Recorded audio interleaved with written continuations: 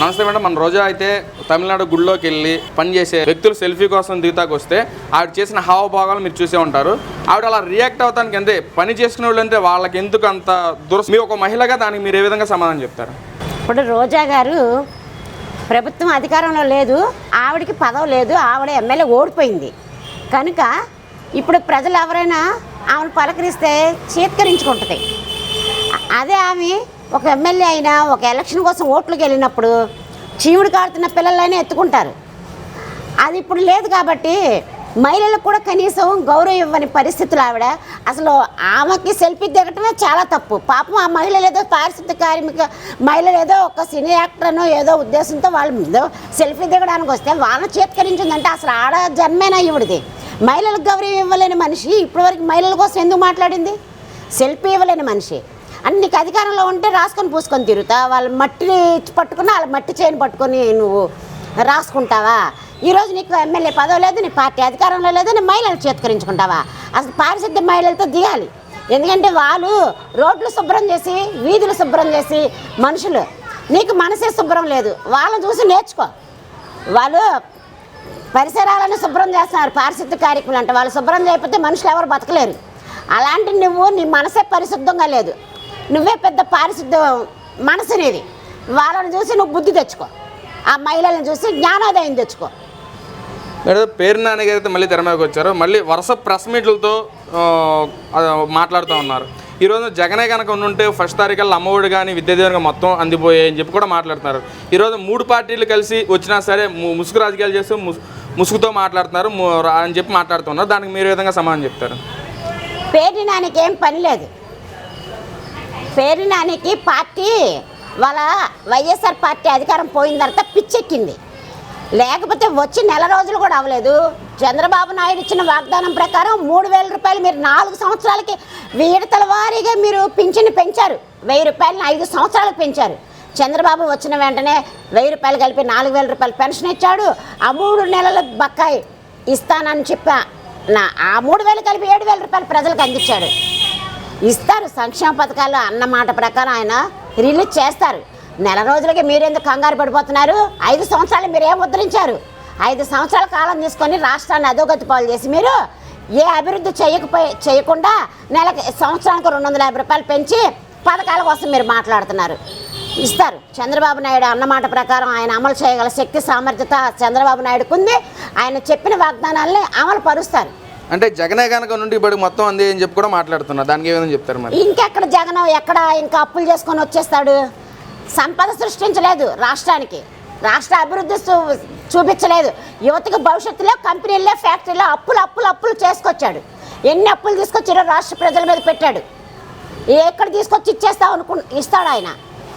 అంటే రాష్ట్రాన్ని అధోగతి చేసి ప్రజల్ని ఇంకో దేశానికి అమ్మేద్దాం అనుకున్నాడా, లేకపోతే ఇంకో రాష్ట్రానికి అమ్మేద్దాం అనుకున్నాడా? ఇతను ఎన్ని రకాలుగా దోచుకున్నాడు సంపదని, రాష్ట్ర సంపదని దోచుకొని లక్షలాది కోట్ల రూపాయలు వెనకేసుకున్నాడు జగన్మోహన్ రెడ్డి. ఇతను పథకాలు ఇవ్వటం కోసం అయ్యేమైనా సరైన పథకాలు ఇచ్చాడా? ప్రజలకు ఉపయోగపడే పథకాలు ఇచ్చాడా? చంద్రబాబు నాయుడు అన్న ప్రకారం ఇస్తారైనా మీరేం కంగారు పడక్కర్లేదు. కళ్ళతో చూడండి. 1 సంవత్సరం టైం చాలు. మీరు 5 సంవత్సరాలకు కూడా మీరేం చేయలేకపోయారు. 1 సంవత్సర కాలంలో అన్నీ చేసుకొస్తారు. చంద్రబాబు అన్నమాట ప్రకారం ఆయన సంపద సృష్టించగల శక్తివంతుడు చంద్రబాబు నాయుడు.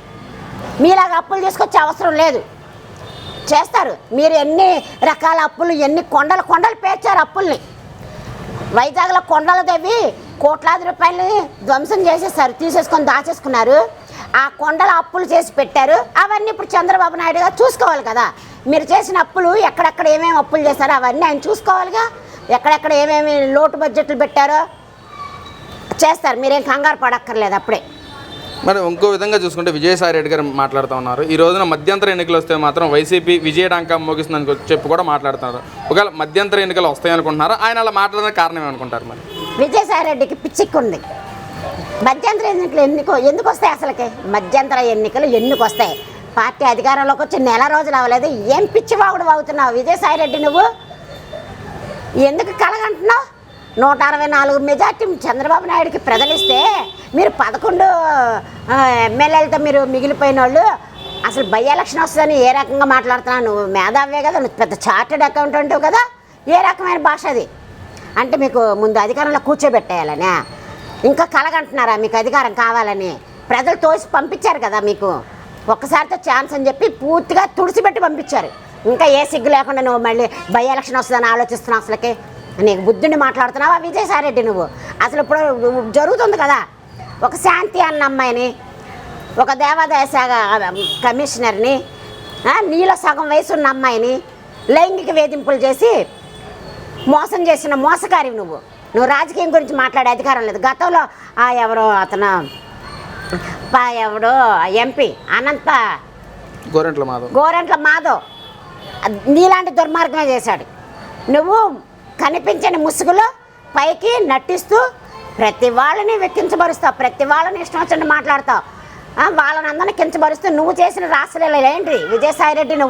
నీకు సిగ్గు ఉండాలిగా మాట్లాడటానికి. ఇంకా ఇప్పుడు బై ఎలక్షన్ వస్తుందా? నీ బతుకేంటో చూసుకో.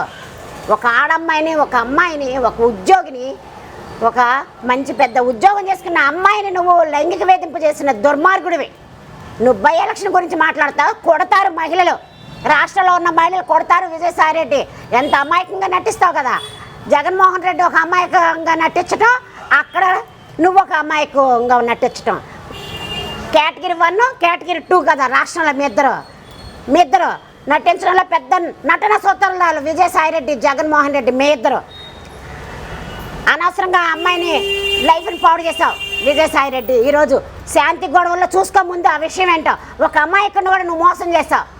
ఒక అమ్మాయికుని అమెరికా చదువు పంపించి ఆమె భర్తని నువ్వు మోసం చేసావు. పెద్ద కట్టు కథ అల్లావు. నీ కట్టు కథ అంతా బయటకు వస్తుంది, బయటకు తీస్తారు. మేడం ఈరోజు పేరు నాని గురించి మాట్లాడుతూ ఉన్నారు.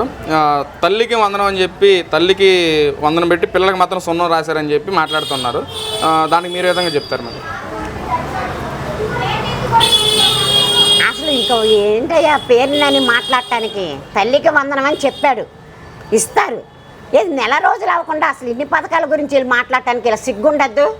5 సంవత్సరాల కాలం వీళ్ళు ఏం చేశారు రాష్ట్ర ప్రజలకి? తల్లికి వందనం ఇస్తా అని చెప్పిన మాట వాస్తవమే. అది విడతల వారిగా ఇచ్చుకొస్తారు.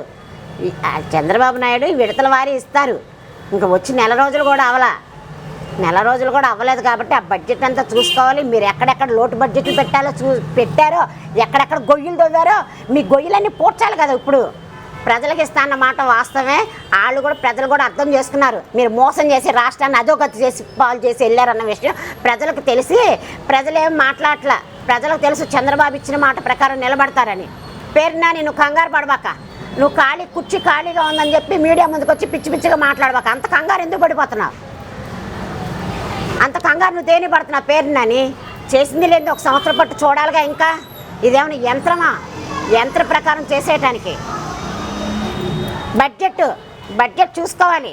మీరేమేమి బడ్జెట్ లోట్లు ఎక్కడెక్కడ పెట్టారో, మీ గొయ్యలన్నీ ఎక్కడెక్కడ గొయ్యలు పెట్టారో అవన్నీ చంద్రబాబు నాయుడు గారు కూడా చూసుకోవాలి కదా. మీరు కంగారు పడకండి. ప్రజలకు ఇచ్చిన హామీలు చంద్రబాబు నాయుడు నెరవేరుస్తారు. మీరు నోరెత్తే పని లేదు, నోరు మూసుకొని కూర్చోండి.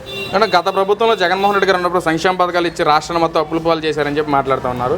మరి ఇప్పుడు చంద్రబాబు నాయుడు గారు కూడా సంక్షేమ పథకాలు ఇస్తూ అప్పుల పాలు చేస్తారని చెప్పి అనుకోకూడదంటారా? లేదు. చంద్రబాబు నాయుడు గారికి సంపదన సృష్టించడం తెలుసు. జగన్మోహన్ రెడ్డికి సంపదన సృష్టించడం చేత కాదు. ఎందుకంటే ఎవరు కూడా ఇతను నమ్మి ఇక్కడ కంపెనీలు పెట్టలే. ఆంధ్ర రాష్ట్రంలో కంపెనీలు ఉంటేనే కదా సంపద వస్తుంది, పిల్లలకు ఉద్యోగాలు వస్తాయి. ఇక్కడ మన ఆంధ్ర రాష్ట్రంలో ఎకనామిక్స్ మొత్తం మన ఆంధ్రాలో ఉంటుంది. అక్కడ ఉద్యోగాలు లేక కదా పక్క రాష్ట్రాలకు వెళ్ళిపోతున్నాం. మన సంపద అంతా పక్క రాష్ట్రాలకు వెళ్తుంది. మన పిల్లలు ఉద్యోగాలు చేసే వాళ్ళందరూ అక్కడ ఉంటున్నారు, అక్కడ బతుకుతున్నారు. చంద్రబాబు నాయుడు ఇక్కడ కంపెనీలు తీసుకొచ్చిన తర్వాత ఇక్కడ సంపదను సృష్టిస్తాడు. ఆయనకి ఆ ఎకనామిక్స్లో ఆయన సక్సెస్ అవ్వాలో చంద్రబాబు నాయుడు తెలుసు. మీ జగన్మోహన్ రెడ్డి అంటే ఎవరు నమ్మల. దేశంలో ఏ ఒక్కరు కూడా, ఏ దేశంలో వాళ్ళు కూడా ఇక్కడ పరిశ్రమ పెట్టడానికి ముందుకు రాలా. కనుక ఇక్కడ సంపద లేదు. నువ్వు కోట్లు లక్షల కోట్లు అప్పులు చేసావు. ఆ అప్పులు కూడా ఎంత వెనక్కి తోసేసావో తెలీదు, ఎంత ప్రజలకు పంచావో తెలీదు. అందుకనే చంద్రబాబు నాయుడుకి సాధ్యం అవుద్ది. చంద్రబాబు నాయుడు గారు చేయగలరు, ఆయన సంపద సృష్టించగలరు, చేస్తారు.